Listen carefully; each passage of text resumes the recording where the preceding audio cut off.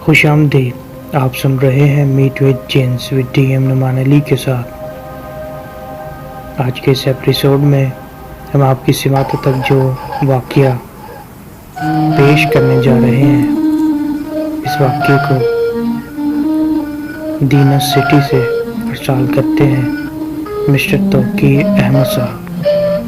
توقیر صاحب فرماتے ہیں کہ یہ 1999 کا لگ بھگ دور ہوگا۔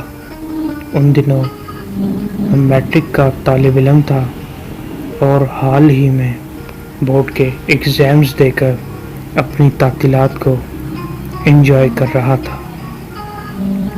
وہ بتاتے ہیں کہ دینا سٹی سے باہر کی طرف جہاں ہماری سٹی کی حدود شروع ہوتی تھی، ایک بہت بڑا جو ہے وہ میدان تھا۔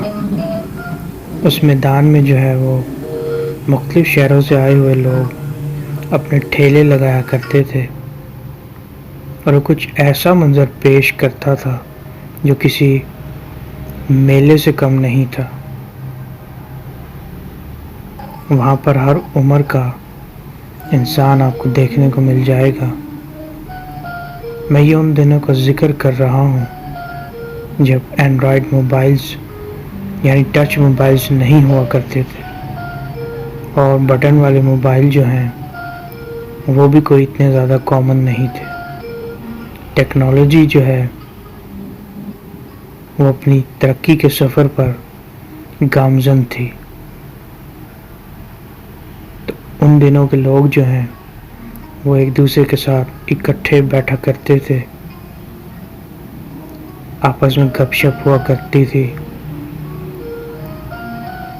اور دوست یار بھی زیادہ تر وقت ایک دوسرے کے ساتھ گزارتے اور نت نئی ایکٹیویٹیز میں حصہ لیتے، اور اس اصل زندگی کے لطف سے جو ہے وہ فائدہ اٹھاتے۔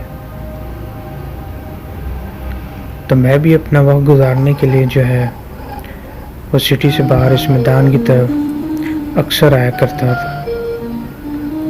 میرے والد صاحب دینا سٹی میں جو ہے اچھے کاروباری آدمی تھے۔ میں اکثر ان کی موٹر سائیکل لے جایا کرتا تھا، اور اکلوتا ہونے کی وجہ سے وہ کوئی خاص روک ٹوک نہیں کیا کرتے تھے۔ ایک روز کا ذکر ہے کہ میں والد صاحب سے بائک لے کر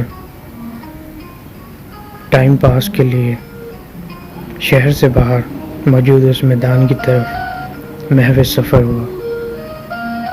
میں اپنی بائک کو کبھی تیز رفتار سے اور کبھی آہستہ خرامت چال سے چلاتا ہوا اس میدان کی طرف لے کر آیا، تو کیا دیکھتا ہوں کہ وہ میدان جو ہے جو پچھلے ہی ہفتے ایک میلے کا منظر پیش کر رہا تھا، اب ایک اداسی سی چھائی ہے، اور وہاں پر جو ٹھیلے لگا کرتے تھے وہ وہاں پر گدھے کے سر سے سینگ کی طرح غائب ہیں۔ سوچا اتنی دور آیا ہوں، یہاں تو رونق ہی نہیں۔ پھر خیال آیا، او باپ رے، یہ تو شعبان کا مہینہ چل رہا ہے اور رمضان المبارک کی آمد ہے۔ یہ ارد گرد کے علاقوں اور چھوٹے گاؤں سے آنے والے لوگ تھے جو وہاں پر مزدوری کے لیے اپنا ٹھیلے لگایا کرتے تھے۔ رمضان المبارک کی وجہ سے وہ واپس اپنی اپنی جگہوں کو لوٹ گئے تھے، اور اب یہ رونق جو ہے رمضان کے بعد عید کے بعد ہی بحال ہوگی۔ بتاتے ہیں کہ آیا تھا تو سوچا کہ اب ٹائم پاس تو کرنا ہے، تو کچھ دیر ایک صاف جگہ دیکھ کر وہیں بیٹھ گیا۔ تو بیٹھے بیٹھے کافی وقت بیت گیا، جو اکا دکا حضرات وہاں نظر آ رہے تھے، وہ ایک ایک کر کے چھٹتے چلے گئے، اور وقت مغرب آ پہنچا۔ وہ بتاتے ہیں کہ مغرب کی اذانیں ابھی قریب ہی تھی، تو میں نے دیکھا کہ جب میں واپسی کے لیے اپنے قدم بڑھا کے پلٹنے لگا تو کیا دیکھتا ہوں کہ 2 بچے ہیں جو نہایت حسین اور جمیل شکل کے مالک ہیں، جو مجھے آوازیں دیتے ہوئے میری طرف بڑھ رہے ہیں۔ توقیر دور سے میری سماعتوں سے یہ آواز میری سماعت سے ٹکرا رہی ہے کہ کوئی میرا نام لے کے مجھے آواز دے رہا ہے۔ بتاتے ہیں کہ میں نہایت پریشان ہوا کہ ایسا تو کوئی نہیں جو اس میدان اور اس میلے میں مجھے جانتا ہو، یا شاید کوئی جانتا ہوگا۔ میں اکثر والد صاحب کے پاس دکان پر ہی بیٹھا کرتا تھا، تو انہوں نے اپنا تعارف کرایا اور بتایا کہ میرے ہم عمر ہی تھے کہ ہم آپ کے والد صاحب کی دکان پر آئے تھے۔ آپ کو شاید یاد نہ ہو، وہاں پر آپ کے والد صاحب نے ہمارا آپ سے تعارف کروایا تھا۔ بتاتے ہیں کہ آپ یقین جانیے میں ان دونوں کی صورتوں کو زندگی میں پہلی بار دیکھ رہا تھا۔ وہ بتاتے ہیں کہ بہرحال اس وقت میرے سوچنے سمجھنے کی صلاحیتیں جو ہیں وہ مفقود ہو چکی تھی، اور میرے پاس جو ہے وہ اپنے ڈیفینڈ کے لیے کوئی الفاظ نہیں تھے۔ بہرحال ان لڑکوں کے پاس ایک فٹ بال تھی جس سے وہ کھیل رہے تھے، انہوں نے مجھے دعوت دی کہ میں بھی کھیلوں۔ تو کھیل ہمارا یہ تھا کہ ہم نے ہٹ مارنی تھی فٹ بال کو، اور جس کی بال جتنا اوپر تک جاتی اس کے اتنے ہی پوائنٹس تھے۔ بتاتے ہیں کہ 3 باریاں میری تھی اور باقی 3 باریاں ان دوسرے بھائیوں کی تھی۔ بتاتے ہیں کہ میں نے اپنی 3 باریوں میں ککس ماری تو میری کک جو ہے وہ اتنی زوردار نہیں لگی۔ جب اس کے دوسرے بھائی کی باری آئی میری باری کے بعد، بتاتے ہیں کہ اس نے اس قدر زور سے کک ماری کہ وہ بال جو ہے وہ آسمان میں اڑتے ہوئے تارا بن گئی۔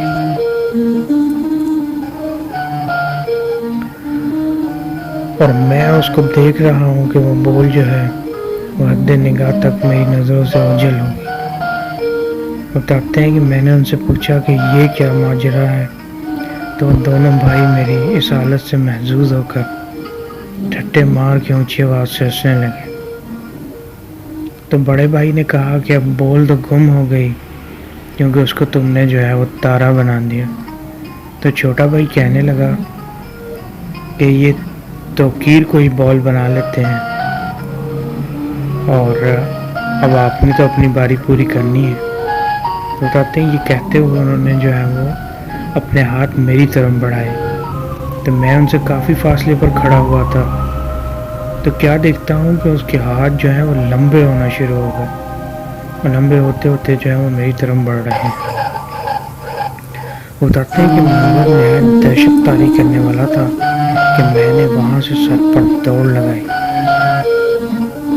اور میرا ہدف میری بائک تھی جو اس میدان سے باہر کی طرف سڑک کی اور کھڑی ہوئی تھی۔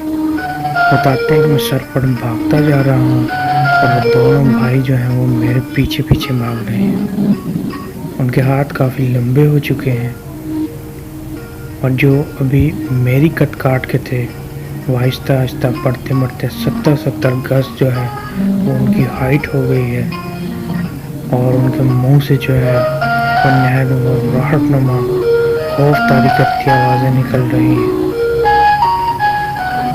بتاتے ہیں کہ میں نے آیت الکرسی کا ورد کیا تو وہ اپنی جگہ پر ہی ٹھہر گئے، اور میں سر پر بھاگتا رہا۔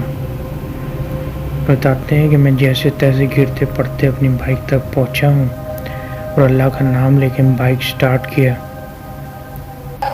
تو بتاتے ہیں کہ وہ بھاگتے بھاگتے میں دیکھتے ہی دیکھتے اس میدان کے ساتھ ایک دیوار تھی، اس دیوار کے آر پار گزرتے ہوئے نظروں سے جو ہے وہ غائب ہو گئے۔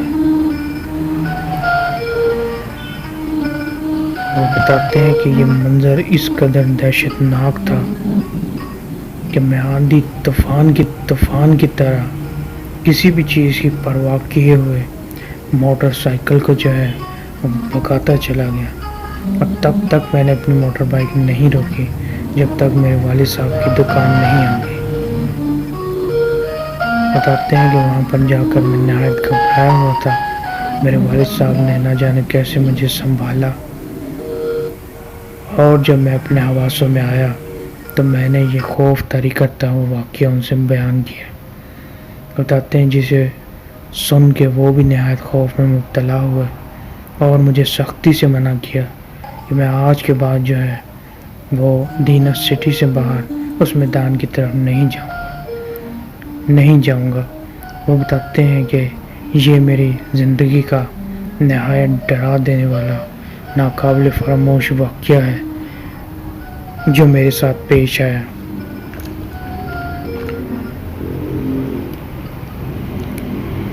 اسی واقعے کے ساتھ جو دینا سٹی سے توقیر احمد صاحب نے ارسال کیا، اجازت دیجیے ملتے ہیں نیکسٹ ایپیسوڈ میں۔ اگر آپ کے پاس بھی کوئی اس طرح کے واقعات ہیں تو ضرور مجھے وائس ٹیپ بنا کے واٹس ایپ پر ارسال کیجیے۔ سنتے رہیے میٹ وتھ جنس۔ اللہ حافظ۔